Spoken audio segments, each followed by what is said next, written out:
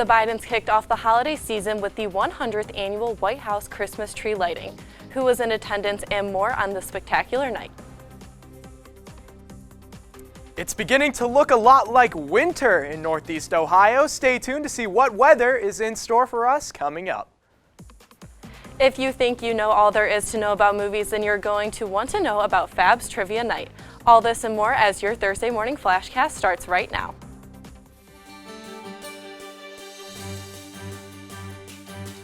This is TV2 News.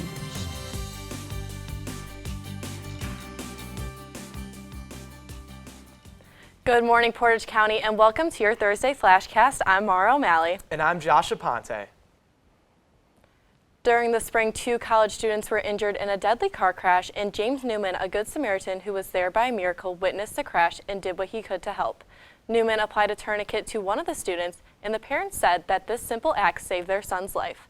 The Highway Patrol Trooper Matthew Soder, who was called to the scene, and Newman were both recently honored for their life-saving efforts. Hillel will be hosting a Winterfest today from 4 to 7 p.m.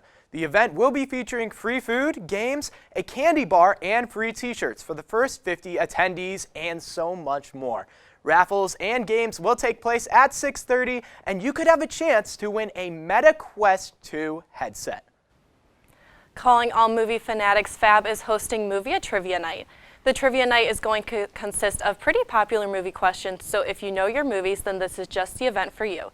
Tonight at 7 p.m. in the Rathskeller, the game is on. Fab hopes to see you there because the prizes are definitely worth it. They include a mini projector, a scratch-off movie poster, and your very own popcorn maker.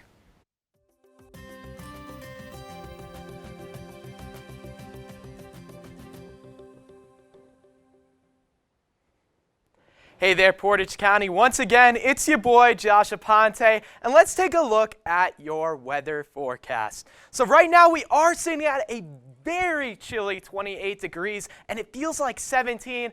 It is very cold outside, I will say that. Right now, we're sitting at a 15 dew point, and there is a little bit of wind, too, so it does make it feel a little more chilly at 11 miles per hour. But visibility is nice, so at least you can see while you're walking to class.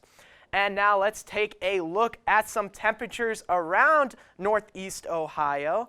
So it is going to be a little bit chilly over here. Right now in Columbus, we are sitting at 22 degrees. In Lima, we're sitting at 20. It's cold outside, guys. It is very cold around Northeast Ohio. And it is actually warmer up by Akron at 26 degrees. It is chilly. Now we're going to zoom in and look at some temperatures from Northeast Ohio. We're seeing a little bit more higher than our regular Ohio temperatures. We got that 26 in Sandusky, 29 in Cleveland, and 32 in Ashtabula. It's basically summer up there, guys. But now let's take a look at your hourly forecast for today. So as I said, right now we are sitting around that 27, 28 degrees right now. It's chilly and cloudy out there. And at noon, it's going to get a little bit warmer. It's going to be 32 degrees. Might as well go outside with some shorts and a short sleeve t-shirt. It's going to be nice out there, partly cloudy as well. And then at 6 p.m., we are going to be sitting at 29 degrees, so a little bit more warm than what we are right now, and it's going to be cloudy. That's all I have for now. For any weather updates, follow us at Kent Wired on all social media platforms. Stay warm out there, Portage County. Thanks, Josh. Akron McDonald's spots are partnering with Summit County Public Health in hopes of trying to save lives. Franchise owners Trey and Tom Locke are hosting 7 pop-up naloxone distribution events. They're hoping to get the nasal spray to reverse opioid overdoses into hands of people who may need it. The events will be held from 1 to 3 p.m., and the owners hope anyone who needs it stops by. The Ohio Senate passed a bill on Wednesday to tackle unemployment fraud exposed during the COVID-19 pandemic. Ohio Senator Bill Reinke said Ohio's unemployment system faced, quote, unbelievable strain, which left residents frustrated. Senate Bill 302 requires that every state department takes extra steps to verify residents' income tax and other benefits. Policy Matters Ohio reported that around $19 million of fraud took place in Ohio's traditional unemployment system. The Ohio Senate is hoping that by this new change in the criminal justice reform bill, there will be a stop of cycles of crime. On Wednesday, they voted to change how quickly inmates can earn time off their prison sentences and make it easier to remove criminal records from public view. This is in hopes that people who want to turn their lives around will get a better chance at that. The bill will now be heading to the House for consideration. Some royalty is visiting the United States. Stay tuned to see who has just touched down in Boston. The Cavaliers hosted the Philadelphia 76ers at home. See how it went down and more on TV2 Sports. After nearly a decade on Capitol Hill, attorney Hakeem Jeffries is making history as House Democrats selected him as the first Black American to lead a party in Congress. Jeffries' selection as minority leader marks a generational shift for the caucus after 20 years under Nancy Pelosi's leadership. Jeffries became Democratic caucus chair in 2019 and has been known for his advocacy around affordable housing and criminal justice reform.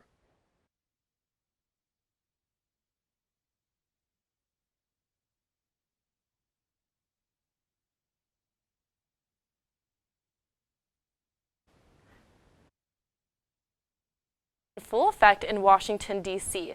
Last night, President Joe Biden and First Lady Jill Biden celebrated the 100th lighting of the National Christmas Tree. During the celebration, the U.S. Marine Band played Jingle Bells as the tree was lit for the first time this season. The eye-catching Christmas tree and the 58 smaller trees that surround it can be visited by all. The Prince and Princess of Wales touched down at Boston's Logan Airport for a 3-day royal visit Wednesday. Prince William and Kate Middleton are in Massachusetts to present the Earthshot Prize on Friday. The public was invited to greet them at City Hall Plaza as the royal couple meets Boston Mayor Michelle Wu, and their schedule also includes a tour of the JFK Presidential Library. And now, your TV2 Sports Report.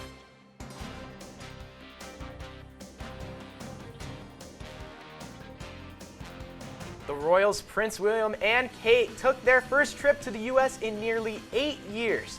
And where did they head off to? None other than the Celtics game in Boston. The Prince and Princess of Wales got a very warm welcome from Boston, and they looked like they had a blast cheering on the Celtics during the game. The couple was scheduled to leave by halftime, but they were having too much fun, so they returned to the second half of the game. The Celtics might be 18-4, but it's still very unexpected that the Prince and Princess of Wales attended one of their games. Do we have a Celtics fan in the studio with us today? Michael Neenan, what do you make of this? The Celtics are an absolute wagon this year, so I can't say I'm surprised. But dare I say that's not the most important thing that happened at the game. Let's take a look. Yes, that is right. Jason Tatum would have a game tonight as he hits a little lay-in over 3 Heat players. But just watch, it gets even better. Bam Adebayo getting a nice mid-range in there. He'd have a nice game by himself. But of course, this is Jason Tatum's night. Watch him hit this 3 here like butter. He'd finish the game with 49 points in front of the royalty. And the Celtics, they're a great team, so Malcolm Brogdon hits a 3 too. They're actually the best three-point shooting team in the league this year. And on the fast break, Jaylen Brown gets an easy dunk. Man, the Royals are loving it. They chose a good game, and the Celtics would win 134-121. Wow, such a special event. But I'm sure you wanted to see these guys play too. The Cavaliers took on the 76ers at home. Evan Mobley, he passes out to Darius Garland, but he'd get it back on a lob right back from him. Darius Garland had 9 assists on the night. Yeah, wouldn't really be a close game at any point. Donovan Mitchell hits 1 of 5 threes here. I really just don't think it really gets much better than that. But Darius Garland, he wouldn't just dish out too.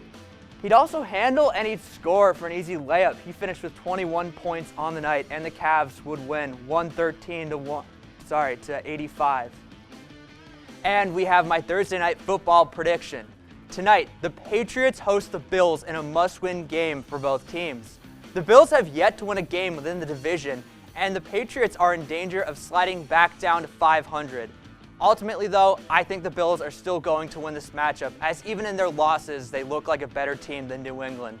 whose elite defense has been winning them games in spite of their offense. I predict a final score of 30-17. That's all I have for today. Be sure to follow our socials at TV2 KSU Sports for all sports-related updates within the area. I'm Michael Neenan, and let's send it back to Josh.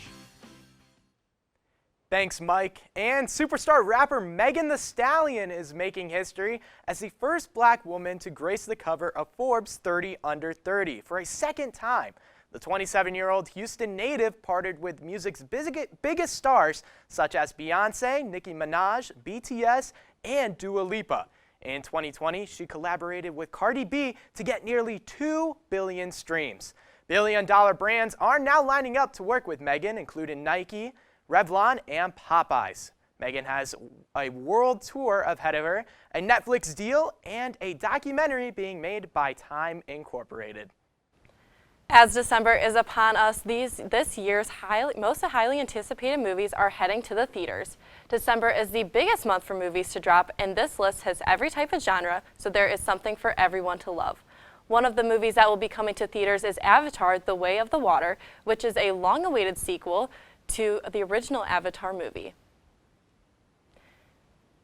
This is just one of the many movies that's going to be released before the end of the year. So is there any movies that you guys are excited to go and see this December? Me personally, I am really excited to go see Violent Night. I won't get into the specifics because, I want to keep the show PG.